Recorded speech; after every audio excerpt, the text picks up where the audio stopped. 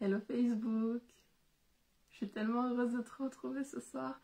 J'ai beaucoup de gratitude dans le cœur pour toutes les personnes qui suivent les lives depuis 4 jours. Ça me fait extrêmement plaisir et je suis contente de pouvoir prendre la parole. Aujourd'hui, on va jouer aux cartes ensemble. Juste, je te rappelle, pendant que j'attends que d'autres personnes se connectent, je te rappelle que j'adore répondre aux questions, que ça me permet de naviguer beaucoup mieux sur le thème que j'ai choisi pour chaque jour. Je prends plaisir à ne pas lister tous les thèmes qui me viennent chaque jour et simplement écouter mon intuition et en sortir un. Donc vraiment, posez-moi vos questions. C'est super important pour moi, c'est super important d'un point de vue entre guillemets pédagogique pour que je puisse réadapter et rajouter les informations qui vous intéressent peut-être. Donc voilà, bienvenue dans le live de ce soir. N'hésitez pas à me mettre un petit commentaire, que je sache qui est là. Et voilà, ça me fait super plaisir quand je vois vos noms. Forcément, les noms des personnes que je connais, ça me fait encore plus plaisir. Il y a certaines personnes qui me suivent depuis un moment sur les réseaux sociaux dont je connais le pseudo par cœur, alors que je ne les ai jamais rencontrés. Donc ce soir, je voulais vous parler d'une métaphore que j'utilise souvent, notamment dans mes séances de neurotraining, où j'explique aux gens que l'univers joue aux cartes avec leur vie. Avant ça, je voulais vous partager une phrase que j'aime beaucoup et qui me reste souvent en tête, que je trouve plus douce que simplement de parler de karma. C'était une phrase que j'avais lue, je serais incapable de vous dire où, qui disait que quand tu envoies quelque chose à quelqu'un, ça fait le tour de la terre et ça te revient. Donc c'est une autre version du karma, une version peut-être plus cartésienne pour les gens qui sont amoureux des maths et des choses plus cartésiennes comme ça. Pourquoi je te dis ça? Parce que je pense vraiment qu'on a le pouvoir sur une grande partie, Coco Christine, on a le pouvoir de changer énormément de choses dans notre vie. Et donc cette métaphore des cartes avec l'univers, je l'explique souvent comme ça. En fait, l'univers, il est là son paquet de cartes comme ça. Donc j'ai pris un des oracles que j'aime particulièrement tirer, un des oracles auxquels j'adore poser des questions. Parce que simplement les cartes sont magnifiques. Je sais pas si vous voyez. Donc l'univers est là et dans un premier temps, il va jouer aux cartes avec toi s'il te connaît. Voilà, c'est ma première croyance, c'est que quand tu n'as jamais parlé à l'univers, que tu lui as jamais donné de nom, que tu l'appelles univers, Dieu, entité, journée, peu importe, hein, on est là pour avoir tous des points de vue différents. Je pense que tant que tu t'es pas adressé à cette entité, c'est un peu plus long que ça. Je vous ai dit, hein, posez-moi vos questions parce que ça m'aide, ça m'aide à avancer dans ce que je vais vous raconter. Moi, j'avais pas de nom pour appeler l'univers et je crois que c'est dans l'anecdote que je vous ai racontée hier quand je me suis déboîté l'épaule et que j'ai appelé mon neurotrainer au téléphone. Il m'a demandé comment j'appelais le tout, c'est comme ça qu'elle l'appelle. Comment il va?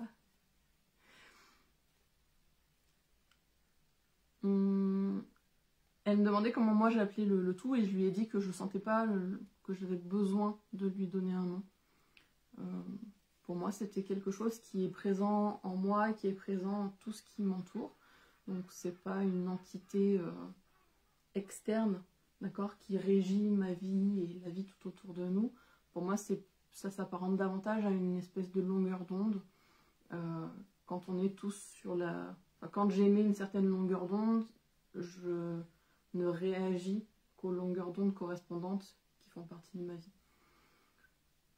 Et effectivement, finalement, je lui ai donné le nom d'univers, qui est quelque chose qui me parle, qui résonne juste pour moi. Et bien après, j'ai eu ça doit être pendant ma formation de neurotraining, j'ai eu cette croyance qui m'est venue que si je ne parle pas à l'univers, donc et quand je vous dis ça, encore une fois, je j'englobe dedans que pour moi parler à l'univers c'est d'une certaine façon me parler à moi-même, transmettre une certaine longueur d'onde, me positionner sur une certaine longueur d'onde pour décider d'avancer dans ma vie. Donc tant que j'ai pas parlé à cette entité, parlé à cet univers, que je me suis pas positionnée en fait, l'univers peut pas m'aider. C'est-à-dire comme si j'avais pas accès aux règles du jeu parce que j'ai décidé que moi je jouais pas. Donc une première étape, ce serait d'être ok sur le fait que on va jouer aux cartes avec l'univers, en lui parlant, en s'adressant à lui, en s'adressant à soi, en tout cas en prenant le temps à un moment donné de revenir dans nos pensées et de les analyser. Et une fois que l'univers sait que tu existes, puisque tu lui as déjà parlé, il peut commencer à jouer aux cartes avec toi. Alors le seul exemple qui me vient là, c'est quand je l'ai expliqué à ma maman. Donc je vous répète, hein, l'univers qui joue aux cartes, c'est une métaphore que j'utilise régulièrement en séance de neurotraining. L'idée c'est ça, c'est que tous les jours, l'univers est là avec son paquet de cartes. Et donc j'expliquais ça à ma maman qui se plaignait que mon père ne rangeait pas l'aspirateur. Je sais plus, il y avait un problème avec l'aspirateur. Ou la serpillière. Donc bref, j'expliquais à maman, donc je vous explique comme je l'ai expliqué à ma maman à l'époque. Je dis, maman, mais tu sais, en fait, l'univers, il est là avec les cartes, et il dit, tiens, aujourd'hui, dans la vie de cette personne-là, je vais mettre, hop, le mari qui ne range pas l'ordinateur. L'aspirateur, rien à voir. Hop, un mari qui ne range pas l'aspirateur. Et là, l'univers, il est là avec son jeu de cartes, et il va attendre de voir ta réponse. Et du coup, aujourd'hui, aujourd'hui, elle n'a rien dit. Elle a rangé elle-même l'aspirateur, donc c'est que cette carte lui convient. D'accord? Je reprends cette petite carte là, comme ça. Je fais bien l'univers ou pas? Et puis le lendemain, la semaine suivante, peu importe, l'occasion, le moment se présente à nouveau, et du coup l'univers fait quoi? Ben, puisque la dernière carte convenait à la personne, il lui renvoie la même. Donc il renvoie à ma maman la carte avec mon papa qui range pas l'aspirateur. Et l'univers regarde comment ma maman répond. Et ma maman répond de la même façon. Elle ne dit pas ce qui la dérange. Donc, qu'est-ce que fait l'univers? Il se dit, ah ben elle est complètement ok avec cette situation-là. Donc il reprend sa carte pour pouvoir la rejouer à l'infini. D'accord? Tout ça pour dire quoi? C'est que un jour, peut-être, j'espère, maman a fait des grandes avancées depuis qu'on a commencé ces conversations avec elle. Un jour, l'univers va poser cette carte de le mari ne range pas l'aspirateur. Et maman va dire attends, l'univers, je suis pas d'accord. Donc ça va se matérialiser comment? Elle va dire à mon papa qu'elle aimerait que l'aspirateur soit rangé. Elle va peut-être utiliser de la communication non violente. Elle a plein de façons de le faire. Elle va peut-être prendre l'aspirateur et le poser dans le bureau de mon papa jusqu'à ce que lui il le range. D'accord? Donc elle a une très grande panoplie de possibilités d'action. Mais en tout cas, le message derrière reste le même, c'est qu'elle va dire à l'univers, ta carte, elle ne convient plus. Et du coup, l'univers, il va faire quoi? Il va reprendre la carte comme ça, et il va dire, ah ok, l'aspirateur qui traîne, c'est un truc qu'elle ne veut plus. Du coup, il va reprendre sa carte, et il va envoyer une autre carte à ma maman, il range l'aspirateur. Et ma maman va être contente. Et là, elle ne râlera pas, elle ne dira rien, et ça va continuer comme ça. Jusqu'à la prochaine étape. Oui. C'est pas parce que l'aspirateur il est rangé aujourd'hui que tout allait bien dans le meilleur des mondes. Donc peut-être que l'univers va passer à la leçon suivante. Donc ça, il va continuer à l'envoyer comme ça, et puis il va dire, tiens, aujourd'hui on va essayer avec la serpillière. Et quand la serpillière, elle n'est pas rangée, la maman de Mareva, elle se rebelle tout de suite, elle dit tout de suite que ça lui convient pas pour la serpillière. Très bien. Je reprends la serpillière qui traîne, et je lui envoie d'autres choses. Donc cette métaphore de l'univers qui joue avec les cartes, moi ça m'aide vraiment à me prendre du recul en fait sur les situations et à me dire ok, quelle est la situation qu'on est en train de m'envoyer, en sachant que la plupart du temps, une situation que je vis dans le milieu professionnel, je peux la vivre dans le couple et je peux la vivre avec mes amis et je peux la vivre dans plein de domaines de ma vie différents. Donc si j'arrive à prendre un peu de recul sur cette situation qui dans les grandes lignes est la même, mais qui ne se matérialise pas dans la même histoire et avec les mêmes personnages, si j'arrive à prendre du recul et à voir la trame qui se déroule en amont sur cette histoire-là, je vais pouvoir éventuellement analyser quel type de réponse je donne à l'univers et comment faire pour lui envoyer une autre réponse. D'accord ? Dans mon deuxième live, je vais vous expliquer l'importance des mots. Et l'importance des mots, ça rejoint complètement cette histoire de jeu de cartes. Puisque la façon dont vous allez voir les choses et du coup la façon dont vous allez les exprimer va correspondre à une certaine carte du jeu. Est-ce que c'est clair ce que je vous raconte? Est-ce que ça vous aide à poser des mots sur quoi que ce soit? Est-ce que vous trouvez ça rigolo comme image? Voilà, moi je regarde quelles sont les opportunités, quelles sont les chances, quels sont les défis que l'univers m'envoie. Et vous connaissez sûrement le proverbe qui dit « je ne perds jamais, soit je gagne, soit j'apprends ». Et c'est complètement ça en fait. C'est regarder la vie, coucou Sophie, c'est regarder la vie en prenant un peu plus de recul. Ça m'empêche pas de le vivre et d'appréhender mes émotions et de les accepter de plus en plus chaque jour. Mais c'est regarder avec un petit peu plus de recul à chaque fois en disant ok, qu'est-ce qui vient de se jouer là? Qu'est-ce qui vient de se jouer là? Et comment je peux y répondre d'une meilleure façon, d'une autre façon, ou d'une façon qui poussera l'univers à m'envoyer une carte qui me convient davantage la prochaine fois. Voilà.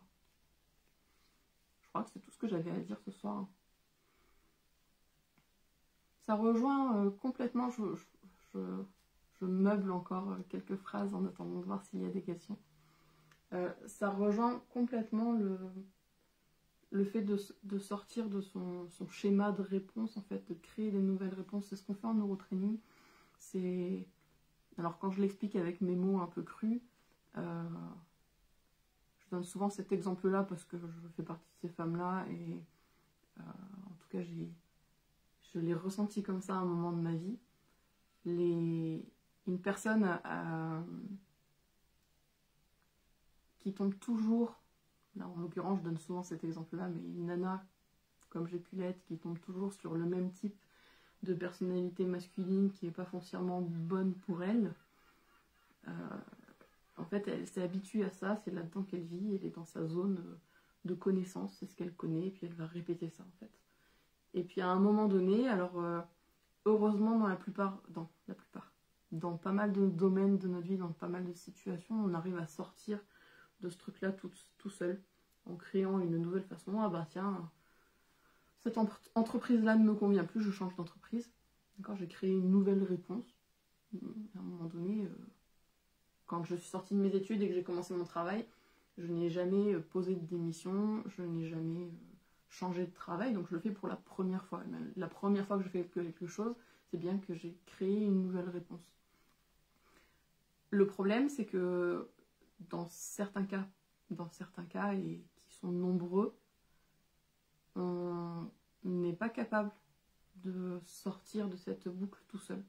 D'accord? Alors, quand on a de la chance, on a des personnes qui viennent nous ouvrir les yeux, on a une meilleure copine avec qui prendre le thé, on a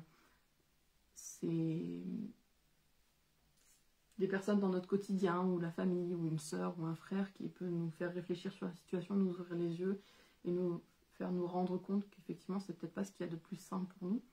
Et puis quand on n'est pas entouré comme ça ou qu'on a besoin de davantage d'aide, les thérapeutes sont là pour vous aider à prendre du recul sur votre vie, parce que c'est une personne qui est neutre, qui ne vous connaît pas, qui ne sait pas qui vous étiez hier et qui vous avez envie de devenir demain, et qui peut simplement vous poser les bonnes questions qui vont vous permettre de vous rendre compte pour vous-même, est-ce que c'est une situation que vous appréciez ou pas. Voilà, donc créer des nouvelles réponses, c'est ce que j'aime beaucoup, c'est une partie du neurotraining que j'aime énormément et qu'on fait, et j'aime bien le voir sous cette forme de l'univers qui vous envoie des cartes. Comment vous réagissez à cette carte que l'univers vous envoie aujourd'hui?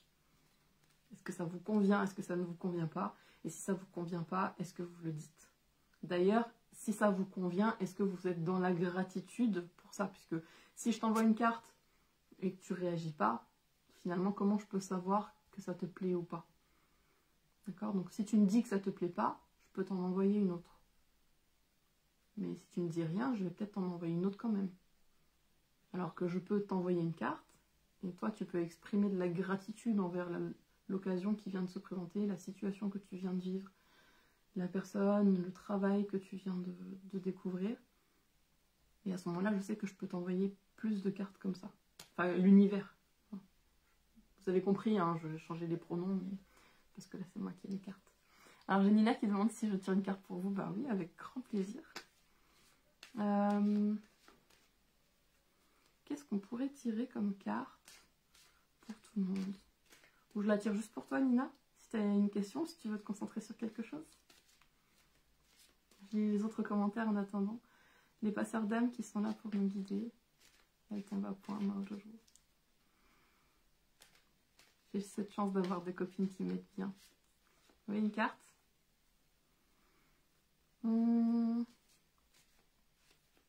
Je vais tirer une carte. J'ai le mot mouvement qui me vient là en tête. Le monde en mouvement. J'ai vu un... Ah, on va en tirer deux. Une carte où je me concentre sur le mouvement et une carte où je demande s'il y a un message. Quelque chose dont je dois vous parler peut-être en plus. Coucou Valérie. Allez. Une carte pour le mouvement.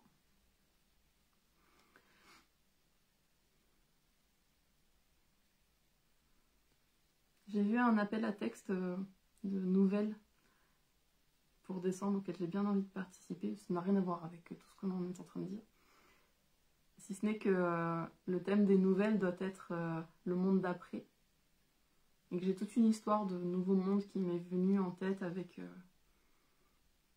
cette idée d'ancrage, de relation avec le corps, de partir trop dans le mental. Est-ce que ça pourrait générer comme problème? Je pense que c'est pour ça que le mouvement me vient, parce que le mouvement est tellement important. Là, je me rends compte que j'ai arrêté de donner cours de danse et j'ai envie de bouger.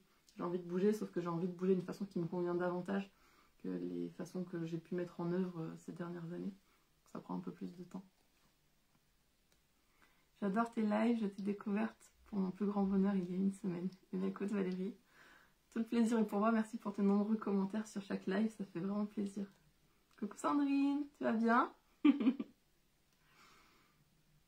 Alors, on a dit qu'on tirait une carte du coup.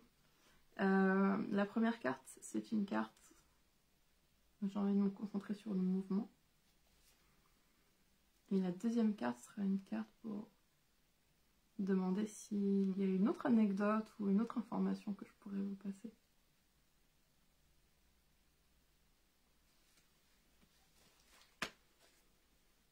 Première carte pour le mouvement. Ah, on a tiré une plume. Hop, je change la lumière. Une plume. Alors si je dis pas de bêtises, je vais pas les vérifier dans mon dictionnaire maintenant, mais bloom c'est s'épanouir, fleurir. Et je trouve que c'est profondément pertinent puisque le mouvement c'est la vie. Mon formateur de neurotraining disait que la seule chose qui ne bouge plus c'est la mort. Si le mouvement est quelque chose qui te déstabilise, si toi tu aimes bien rester toujours dans les mêmes procédures, toujours dans les mêmes horaires de vie, toujours dans les mêmes émotions, toujours dans les mêmes choses, si tu regardes, tu sais, la ligne de l'électrocardiogramme, hein, quand elle est toute plate comme ça, c'est que tu n'es plus là, hein, d'accord? La vie, elle est faite de moments comme ça, et j'aime à croire que le bon chemin est d'apprendre à accepter les hauts aussi bien que les bas, parce que les deux ont quelque chose à nous apporter. Et le message en plus, le bonus, la sécurité.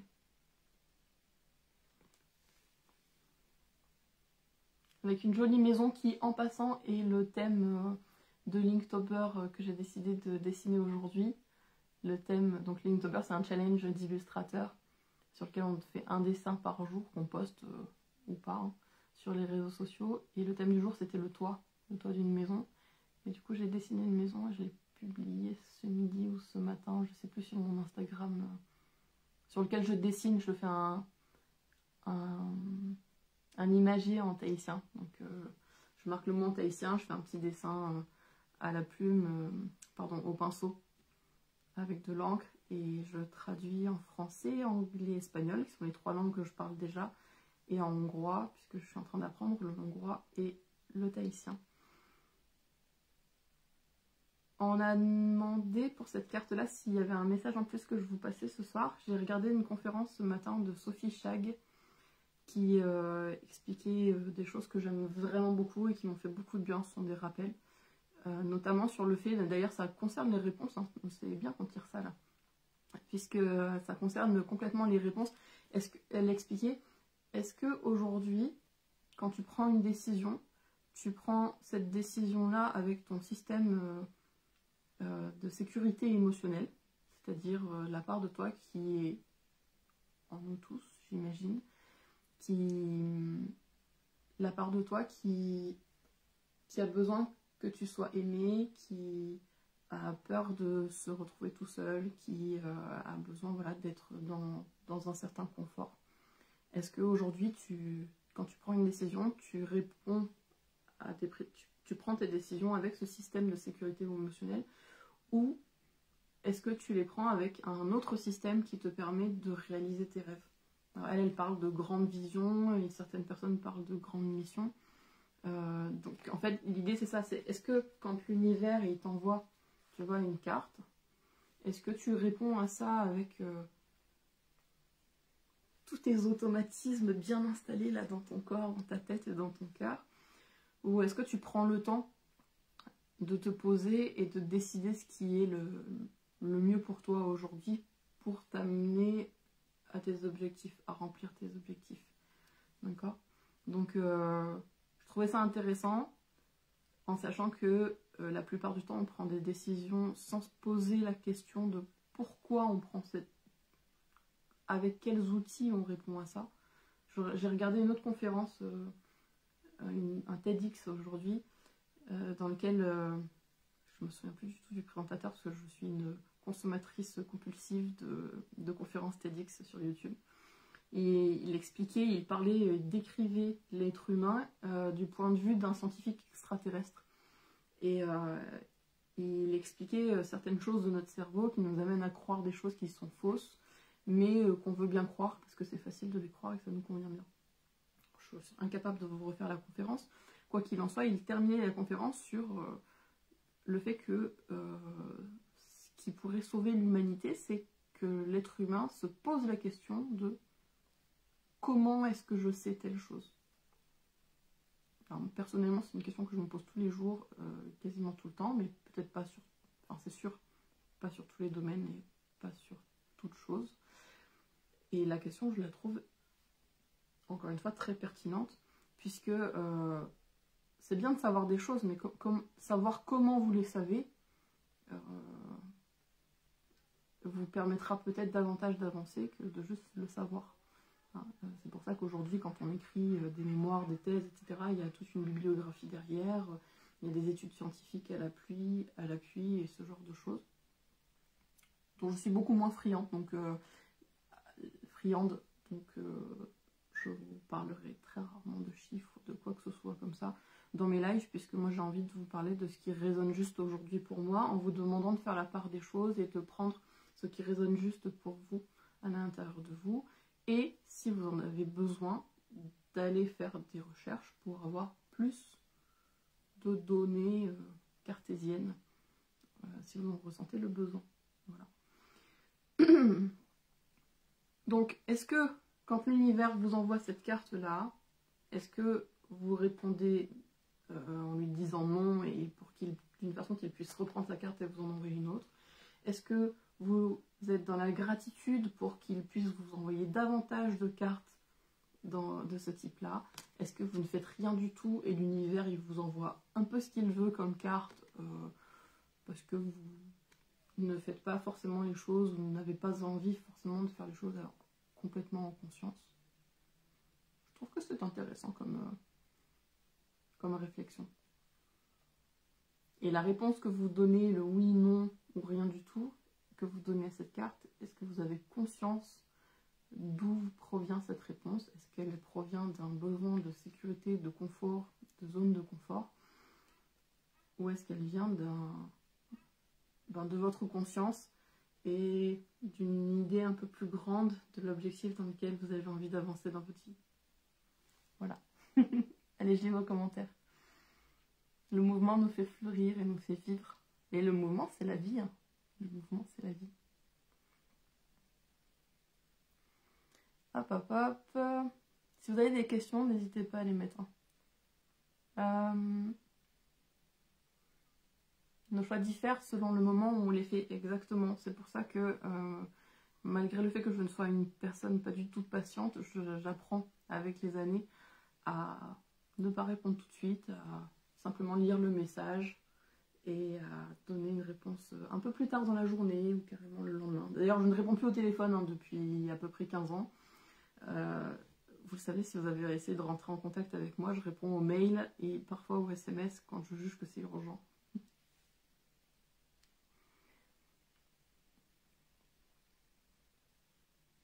Il n'y a pas de hasard. Super intéressant. Ça permet de savoir ce qui est intrinsèque ou acquis et par quel moyen on a acquis certaines choses et ce qu'on a envie de garder, ce qui résonne comme tu dis. Je trouve que ce qu'on essaie... Ah, je trouve que ce qu'on essaie... Je me suis perdue. Je trouve que ce qu'on essaie le plus de nous faire croire dans notre société, c'est qu'on n'a pas le choix, alors qu'on a toujours, excepté les cas extrêmes. Mais j'ai quelqu'un d'autre qui m'a mis ça comme commentaire sur mon live d'hier, je crois, qu'on essaie de nous faire croire que l'être humain est là pour subir sa vie de couple, subir son travail. Pas du tout, hein. Pas du tout.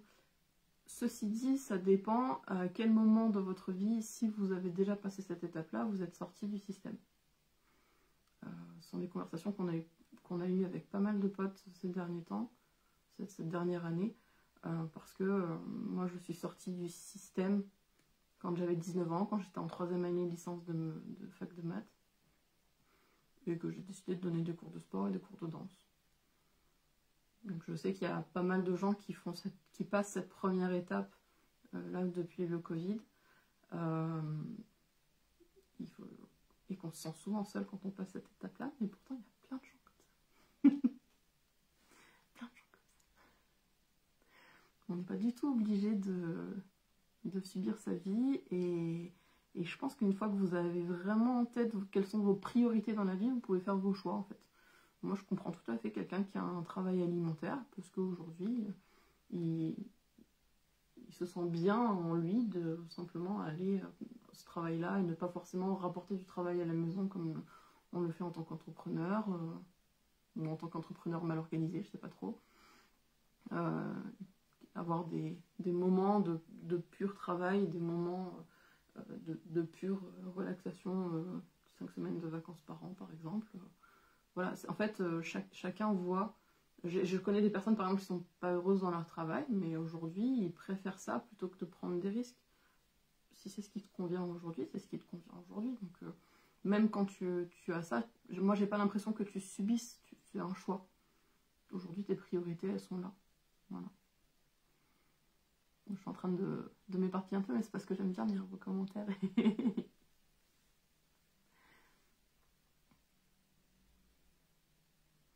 Juriste dans l'immobilier, j'ai tout lâché pour élever des chiens. J'adore. C'est génial. Enfin, moi, j'étais en licence de fac de maths. Je voulais être prof de maths. Et en fait, ça faisait déjà 3 ans, je crois, même en prépa maths, je dessinais des costumes et je organisais mes spectacles en cours. Si je peux vous donner l'anecdote exacte, au 2e semestre de ma 3e année de licence de maths, j'avais décidé que j'allais plus qu'en anglais. Normalement, il y a... Hein, vous voyez déjà qu'il y a un souci là. Et je me souviens très très bien, j'habitais à Paris chez mes grands-parents, et ils ont des vieux volets là, qui s'ouvrent avec la manivelle, tu sais, qui se détachent les uns des autres, là, et puis ensuite qui montent. Et j'étais en train d'ouvrir mes volets un mardi matin. Et je me suis arrêtée au milieu de ces trucs en disant... Oh, j'avais cours d'anglais. Mon deuxième semestre de fac de maths, je décide que je vais plus qu'au cours d'anglais et j'ai réussi à oublier que j'avais cours d'anglais. Et donc j'ai arrêté la fac de maths. Et j'ai passé mon diplôme de coach sportif en ouvrant mes cours de danse. Bon, si vous n'avez plus de questions sur tout ça, je vous fais de gros bisous. Je vous dis à demain pour le live de demain, dont j'ignore complètement pour l'instant le sujet.